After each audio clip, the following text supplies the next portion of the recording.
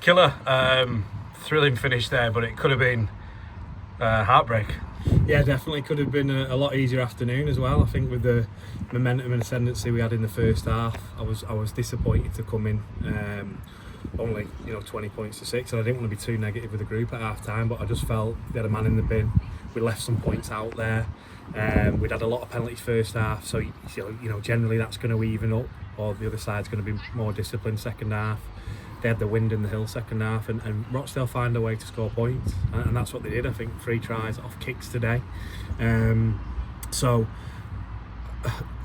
it was a bit of a self-fulfilling prophecy really with the second half and the way it went, but the ending and the resilience we shown was remarkable really. We lost Hatton and Lucas Green first half, so they weren't coming back, just different injuries, and then Brown and Sow in the last quarter, so our bench is shot, and Rochdale had plenty of momentum, and the way we found a way to win, that'll stand us in really good stead for the remainder of the season.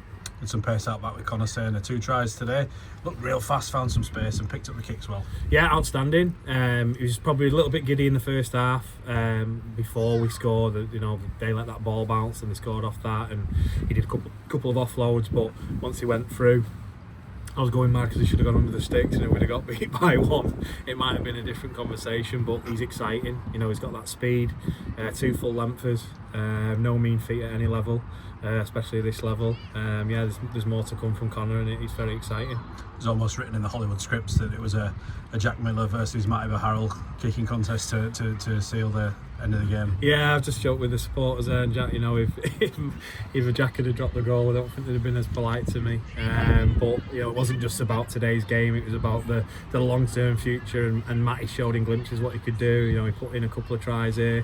His goal kicking was a bit off today, but he come up and iced the winner there. Pressure kick off the touchline, outstanding, and what a second debut for Matty. Yeah, you wouldn't have thought there were any pressure on him the way he just lined it up and just knocked it over, would you? It's funny, it'd been windy all the game, it just felt like the wind had dropped, but I think we deserved it, overall, especially with our first half performance. There's still lots to work on, but like I say, with the bodies we lost and just the stop-start nature of the game, I thought we played some really good stuff at times, and we've just got to learn now to keep the foot on the throat, be ruthless in those areas where we need to be.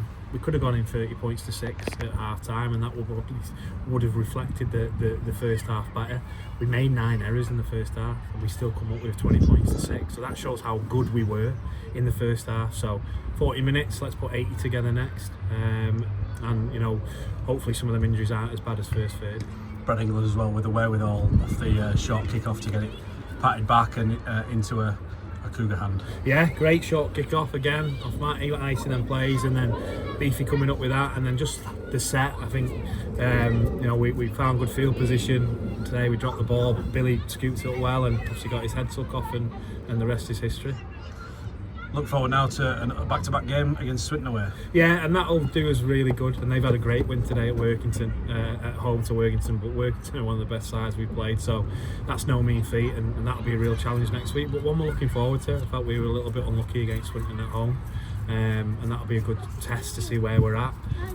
We've got people jumping at the bit. Obviously, we left Flan out today, Leo, Tane, just free to mention, and you still got Alfie, Ben Dean, players like that. So squad will get tested next week, but it's more than capable of putting out a really strong 17, and hopefully we can back this win up. Enjoy the rest of Father's Day.